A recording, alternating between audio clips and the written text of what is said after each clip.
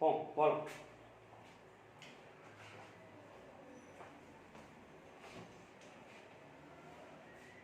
Alors, je vais commencer par une citation de Macron qui a dit au cours du funérail de Charles Aznavour, il a dit une citation que je me rappelle sur France 24. Une langue dans une langue, un peuple dans un peuple, un thermomètre dans un thermomètre. Donc ce qu'on va faire aujourd'hui, c'est le thermomètre de la langue. C'est le thermomètre de la langue. Pourquoi? On va voir pourquoi. Un thermomètre, ça veut dire un objet avec lequel on mesure le degré de l'apprentissage de la langue ou bien le degré de l'acquisition de la langue. Communication. Donc on a une situation, voilà, une situation préliminaire. Un professeur de français dans une école primaire dispensait un cours de communication dans une classe de 4e année. Tout à coup, il adresse à un élève: entendez-vous? Donc ce professeur, lorsqu'il expliquait la leçon, il a dit à un élève, il s'adresse à l'élève, il a dit: entendez-vous? Entendez-vous? Donc on va voir si c'est acceptable ou non.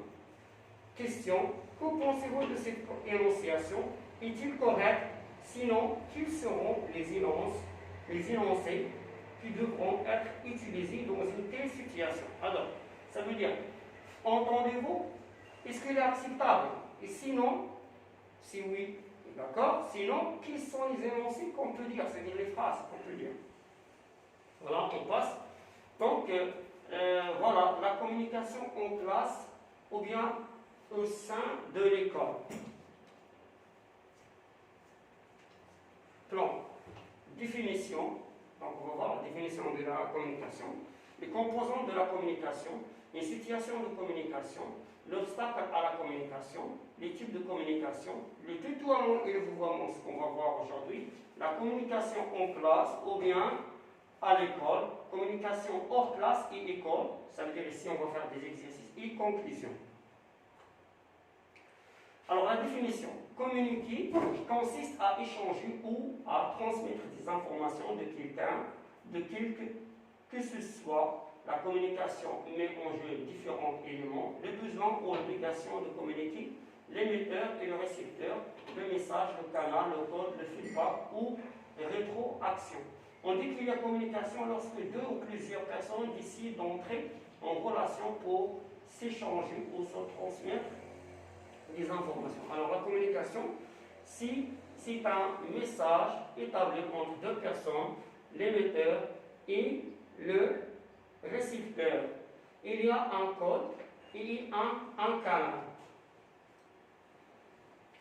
Alors voilà le schéma, les composants de la communication. On a le schéma de la communication selon Shannon. Donc il y a plusieurs schémas de communication. Il y a celle de Jacobson. Donc on a émetteur ou récepteur, professeur. Émetteur ou récepteur, il est. Alors émetteur, ça veut dire, moi, je peux envoyer un message au récepteur et le récepteur il peut m'envoyer un message. Je suis à la fois émetteur et récepteur. Si par exemple moi je suis le professeur, je suis l'émetteur, vous les apprenants, les élèves, vous êtes les récepteurs ou le récepteur. Mais parfois vous pouvez me poser des questions, on me répond, alors là vous me transmettre aussi un message. On a un canal de communication. On a un référent. Référent, ça veut dire on parle. On a la même culture, même langue. Canal de communication, ça veut dire la langue, le téléphone, etc. Le message qui va du émetteur au récepteur. Le code, ça veut dire on a un certain norme, on a des normes ou une règle avec laquelle on peut décoder le message, déchiffrer le message, le comprendre, le lire, le comprendre. Et il y a le feedback. Le feedback, c'est quand je fais moi une réaction. Par exemple, tu me dis, tu as mangé. Oui, je dis, oui, soit avec la tête ou bien avec la langue, oui. Ça, c'est le feedback, ça veut dire la réponse que je retransmets à mon tour à toi ou à vous. Alors, pour qu'il soit efficace, la communication doit obéir à certaines normes, ainsi on doit savoir. Donc, à qui on s'adresse. Pour parler, on doit savoir à qui on s'adresse, le lieu où on parle, le lieu, donc il y a la personne, le lieu, le sujet traité, c'est-à-dire le thème, par l'état psychique des interlocuteurs. Parfois, l'état psychique, ça veut dire si on est content ou bien on est triste. Content ou triste. Par exemple, un professeur peut dire à un élève, s'il vous plaît, vous pouvez sortir. L'élève refuse de sortir. Donc là, il peut réagir, dire, il peut s'énerver. Mais non, sortez, s'il vous plaît. Là, c'est une réaction. D'accord. Donc l'état psychique, c'est aussi important dans la communication. Les différents types de communication, la communication interpersonnelle entre vous et moi, la communication de groupe, un groupe avec un autre, la communication de masse. Ça veut dire un très grand groupe avec un autre groupe.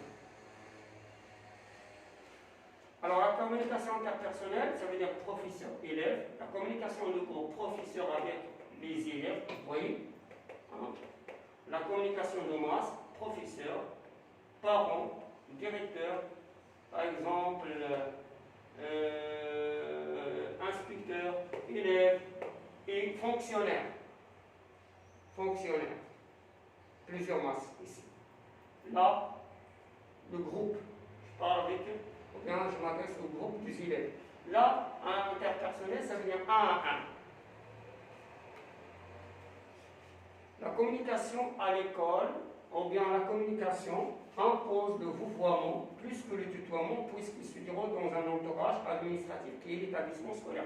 Donc, à l'école, on voit, à part les élèves doivent vouvoyer les professeurs doivent aussi s'adresser aux élèves avec le vouvoiement, les professeurs entre eux, ou bien les fonctionnaires, ils doivent se vouvoyer. Donc, le vouvoiement, c'est le registre qui est imposé dans la communication à l'école, c'est-à-dire au sein de l'établissement. Alors, voilà, le tutoiement et le vouvoiement. Alors, le tutoiement, tutoyer, c'est quand on s'adresse à quelqu'un en utilisant le tu. Le vouvoiement, c'est quand on parle à quelqu'un en employant vous. C'est clair? Donc, tutoyer, quand j'utilise tu. Alors, les personnes qui se tutoient, il y a les amis, la famille, les proches, les petits, les collègues, les camarades, les voisins. Les personnes qui se vouvoient sont les voisins, les inconnus, les adultes, les supérieurs. Le lieu, maison et la rue. Les voisins, il est au milieu, parce qu'il y a des voisins qu'on peut tutoyer, des voisins qu'on peut vouvoyer. Alors, le lieu, c'est la maison et la rue. Rue, établissement. Toujours la rue, comme les voisins, c'est au milieu, parce que l'établissement, on se vouvoie, ça y est, c'est clair. La maison, on se tutoie. On se tutoie, on se vouvoie. Les expressions qu'on utilise à la maison, par exemple, salut, salut, salut. Les expressions en parallèle qu'on utilise à l'établissement, l'école, la banque, un restaurant, je ne sais pas, un lieu commercial. Bonjour, salut, bonjour, salut, enchanté, salut, au revoir. Comment tu t'appelles? Comment vous vous appelez? Viens, venez, ou bien veuillez venir. Je veux, je voudrais. Par exemple, si je suis dans un magasin, je ne vais pas dire, monsieur, je veux, non, monsieur, je voudrais. C'est déconseillé. Alors quoi? Par exemple, si quelqu'un n'a pas compris quelque chose, qu'est-ce qu'il va me dire? Il ne va pas me dire quoi? Il va me dire, pardon monsieur, je n'ai pas compris. Alors quoi? Pardon. Comment aussi c'est déconseillé? On dit pardon. Excuse-moi, on dit pardon, ou bien excusez-moi, ou bien veuillez m'excuser. Je peux, puis-je, s'il te plaît, s'il vous plaît. Donc voilà, voilà la colonne du tutoiement et voilà la colonne du vouvoiement. Le tutoiement, je l'utilise avec, comme j'ai dit, la famille, les proches, les amis, les petits, les camarades, les voisins, les collègues, dans la maison, parfois dans la rue, selon la personne. Les expressions que j'utilise sont ceci. Les expressions du vouvoiement sont, ou bien les personnes qui se vouvoient sont les voisins, dans certains cas, ça dépend des voisins, des personnes. Les inconnus, je ne connais pas ces personnes. Donc je vais les vouvoyer. Les adultes, les supérieurs, par exemple, professeur, directeur, inspecteur, président, etc. Le lieu, c'est l'établissement, un lieu de travail, le bureau. Alors les expressions comme bonjour, s'il vous plaît, au revoir, monsieur, madame, c'est clair? C'est clair? Alors on passe.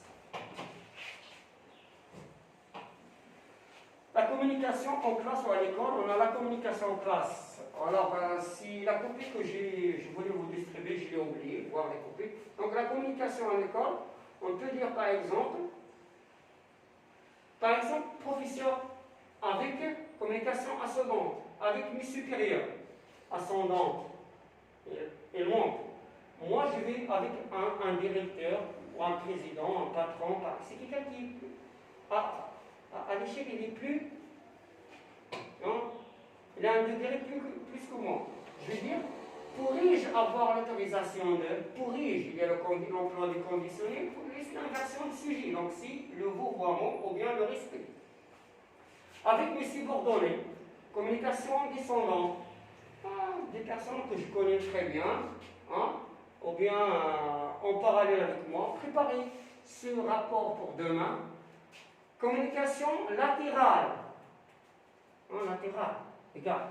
Donc, avec mes collègues, un collègue de travail, juste, peux-tu me prêter ta calculette?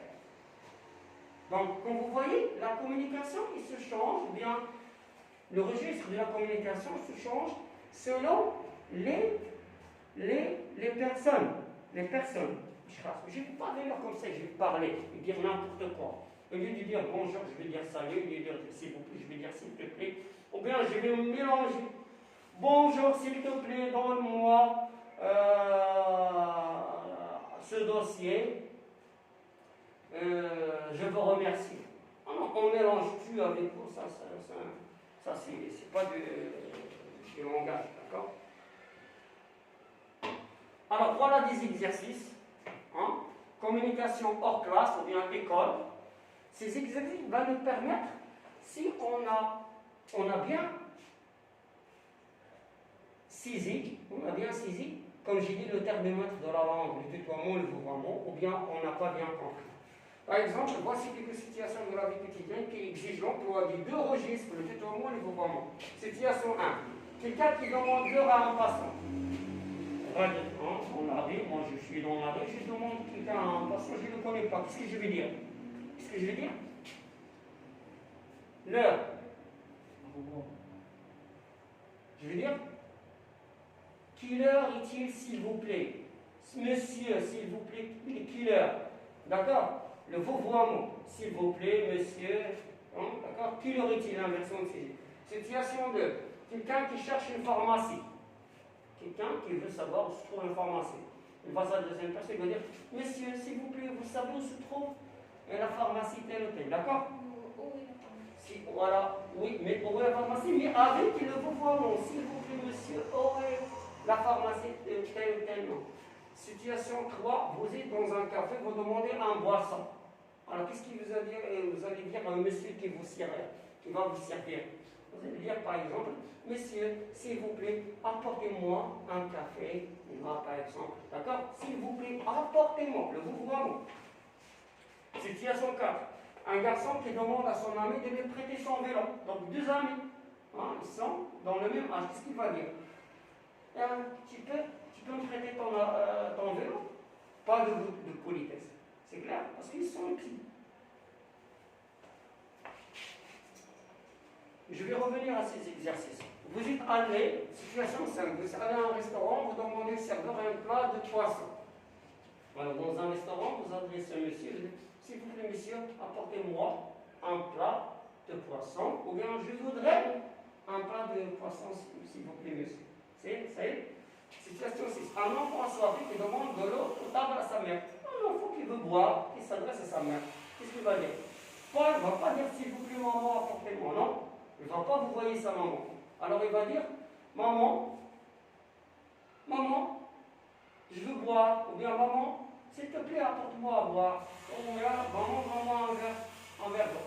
Tout simplement, petit homme, situation 7.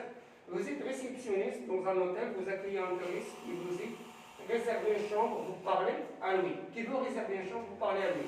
Qu'est-ce que vous allez dire à un monsieur qui vient pour réserver une chambre? Monsieur, bonjour monsieur, que désirez-vous? Je peux vous aider? Je peux vous aider, monsieur? D'accord? Pas qu'est-ce que tu veux, monsieur? Non, c'est dépensé, c'est un peu. Situation 8. Vos frères demandent à votre père de laisser sortir jouer. Tes frères, ils veulent sortir jouer, ils demandent à ton père de laisser. Papa, s'il te plaît, on veut laisse-nous sortir jouer. Laisse-nous, pas laisser, non, laisse-nous sortir jouer. D'accord, vous voyez? Donc, alors, on utilise le tutoiement et le vouvoiement selon les situations. Ça veut dire la personne, le lieu et le sujet, le thème. Donc, voilà. Alors, la conclusion, l'interaction professeur-élève doit être en français et en tutoiement. Quant aux autres acteurs, l'interaction doit être en vous de politesse. Ça veut dire entre professeur et élève. Mais moi, je peux adresser à mes élèves, je peux les tutoyer. Mais les élèves, ils doivent me vouvoyer. D'accord? Et voilà, on termine. Alors, je reviens à la question du professeur qui a dit à l'élève, entendez-vous. Qu'est-ce qu'il va dire? Qu'est-ce qu'il va dire? Un petit. J'ai dit un élève de 4e année. Donc, il ne va pas dire entendez-vous. Il va dire, par exemple, est-ce que tu entends? Tu as entendu? Ou bien, tu as compris? Il ne va pas utiliser le mot de politesse avec l'élève, parce qu'il est petit. Les petits ne savent pas, ça veut dire que les petits, ils savent respecter ou utiliser le vouvoiement dans deux choses. Bonjour, au revoir, monsieur, madame. Bonjour, madame. Tu as quelque chose. Bon, par exemple, tu as quelque chose. Est-ce que Karim est là? Donc, les petits, ils vous voient avec madame, monsieur, bonjour, au revoir. C'est clair? Voilà. Donc, alors, je vais revenir aux exercices.